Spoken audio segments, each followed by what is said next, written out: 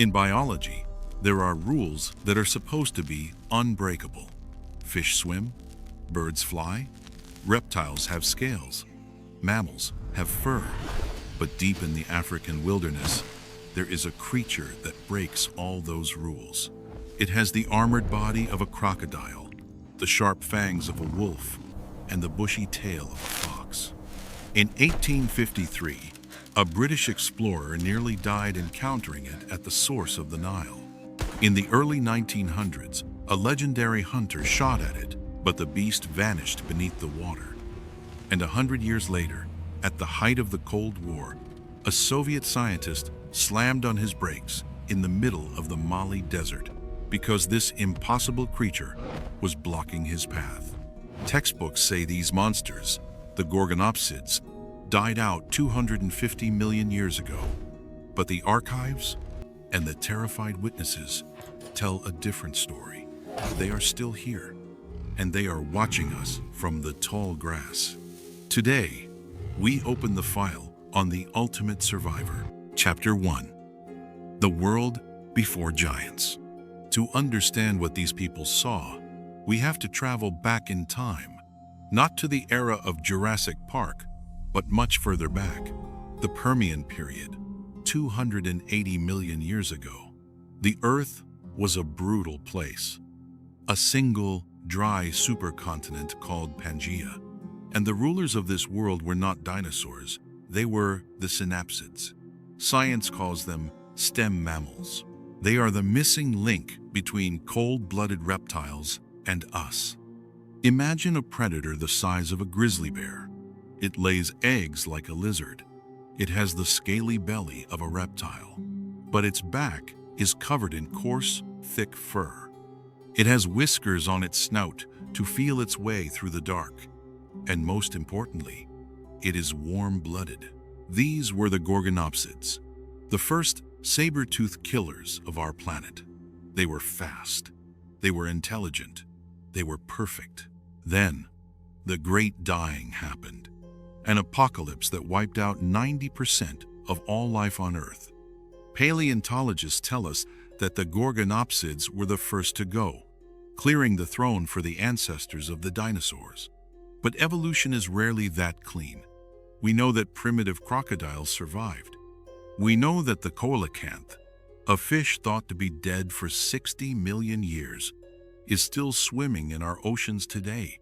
So, is it possible that a small population of these hairy dragons retreated into the deep, isolated swamps of Africa? Is it possible they evolved to be smaller, stealthier, and nocturnal? Because when European explorers started penetrating the dark heart of the African continent, they didn't describe seeing dinosaurs. They described them. Chapter 2. The Victorian Encounter. Let's open the first case file. The year is 1853. To the Western world, the map of Africa is still largely a blank sheet of paper. An expedition led by John Gibson and Walter Harrison is pushing through the dense marshes of what is now Uganda. They are searching for the source of the Nile. The conditions are hellish. Malaria, heat, hostile terrain. But the real danger was waiting for them by the water. According to Harrison's journals, the team stopped by a river inlet to rest. Scanning the muddy bank, Harrison spotted what he thought was a massive monitor lizard basking in the sun. Now, monitor lizards are common in Africa, but this one was different. It was huge, at least 6 or 7 feet long. Harrison, perhaps delirious from the heat or just overconfident, decided to get a closer look. He approached the beast, poking it with a long walking stick. That was a mistake.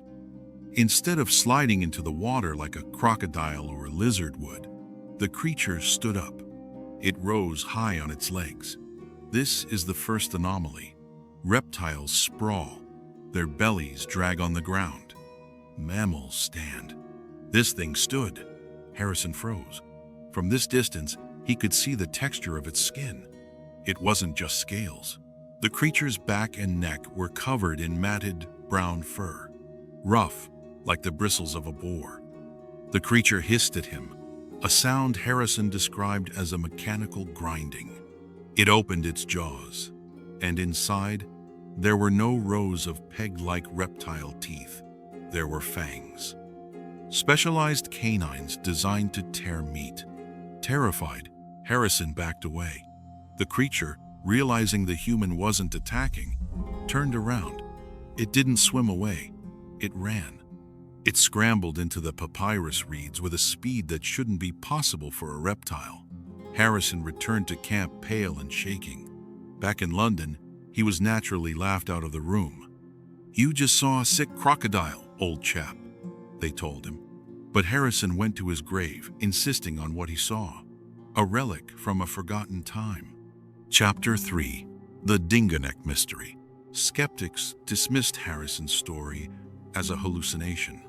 But 50 years later, another man saw the exact same beast. And this man was no amateur explorer. His name was John Boyes. In East Africa, he was known as the King of the Wakikuyu. He was a legendary hunter and adventurer in the early 1900s. He knew the savannah. He could tell a lion from a leopard just by the sound of a snapped twig. In his autobiography, Boyes describes a chilling encounter on the Magori River in Kenya. He was crossing the river when his local guides suddenly began shouting in panic. They screamed one word over and over: "Dingoneck!" Boyes looked at the water. Rising from the surface was a head unlike anything known to science. Boyes described it as having the head of a leopard, but covered in scales like an armadillo, and from its mouth protruded two long, saber-like teeth, like a walrus. Wait, a cat-like head, scales, saber teeth? This sounds exactly like a mosaic creature, a biological mix of mammal and reptile traits. Boyes didn't hesitate. He raised his rifle and fired. The bullet hit the target. The creature thrashed violently, churning the water into foam, and then sank beneath the surface. Boyes waited for the body to float up. It never did. The local tribesmen were terrified. They told Boyes that the dingoneck was a guardian of the river, a beast that had always been there.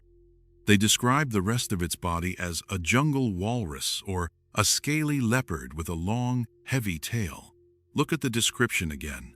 Scales, fur, fangs, a long tail. If you take a Gorgonopsid and transport it to the 20th century, that is exactly how a hunter would describe it. Two different men, two different centuries. One description. Chapter 4. The Soviet X-File. Fast forward to 1966. The world has changed. The atomic age is here. Satellites are orbiting the Earth. We are in the Republic of Mali, West Africa. The Soviet Union is expanding its influence, sending engineers and scientists to help developing African nations. One of these scientists is Professor Evgeny Velichko, an expert working for UNESCO. He is a man of science, a Soviet pragmatist. He deals in data, not ghost stories. It was 8 a.m., a bright, clear morning. Velichko was driving his Soviet-made car on the road from Katibugu to Bamako. His wife was in the passenger seat. Visibility was perfect. No fog, no shadows. Suddenly, Velichko slammed on the brakes. The tires screeched on the dusty asphalt, crossing the road. Just a few yards in front of his bumper was a monster. Velichko and his wife sat in silence, the engine idling, watching this thing move. It was massive, but it moved slowly, deliberately. The professor noted every detail with scientific precision. He saw the scales on its belly, but he also saw the fur. He described it as chocolate-colored hair, about 2 inches long. There was a light breeze that morning, and Velichko actually saw the fur rippling in the wind. Think about that detail. You can hallucinate a monster in the heat, but do you hallucinate the physics of wind blowing through its fur? And then, the tail. A reptile's tail is muscular and smooth. This creature had a bushy tail, thick and fluffy, dragging behind it like a fox's. The beast didn't even look at the car. It simply crossed the road and disappeared into a ravine. Later that evening, the professor told a local man from the Bambara tribe about what he had seen. Velichko expected the man to be surprised. Instead, the local grew angry. He said, "Of course it exists. My people have known about it for centuries. You white people just never listen." The locals knew. The explorers knew. The scientists saw it. So why isn't this beast in a zoo?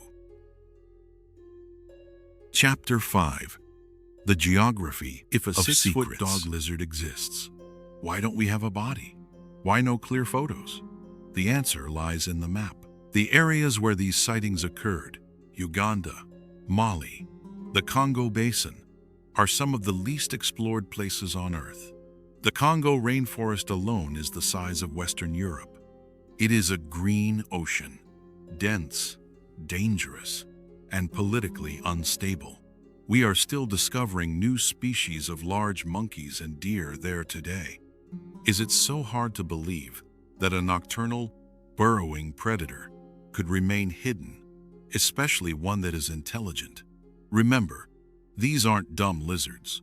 Their brains were larger. They are the ancestors of mammals. They survived the asteroid that killed the dinosaurs. They know how to avoid us. We like to think we have conquered the planet, that we have cataloged every leaf and every bug.